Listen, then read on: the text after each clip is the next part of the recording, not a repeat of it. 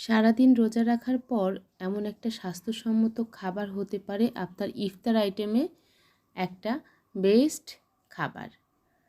তো যেহেতু এখন সারাদিনে বেশ ভালোই গরম পড়ছে, তো গরমের মধ্যে কিন্তু এমন ঠান্ডা ঠান্ডা দই বড়া খেতে ভীষণ মজা লাগে।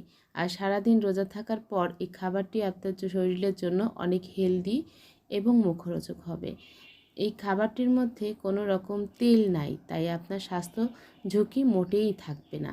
সারাদিন রোজা থাকার পর এই মাসকলাই দিয়ে তৈরি করা আর টক দইয়ের মিশ্রণে চটপটা স্বাদের এই দই বড়া হতে পারে আপনার ইফতার টেবিলে একটা আকর্ষণীয় এবং লোভনীয় মজাদার আইটেম। কুষ্টিয়াবাসী অবশ্যই আমার পেজে এই মজাদার দই বড়াটি পেয়ে যাবেন। সেই ক্ষেত্রে আপনাদের একদিন আগে অর্ডারটি কনফার্ম করতে হবে। ইনবক্সে নক দিতে পারেন অথবা সরাসরি ফোনে যোগাযোগ করতে পারেন। ধন্যবাদ সবাই।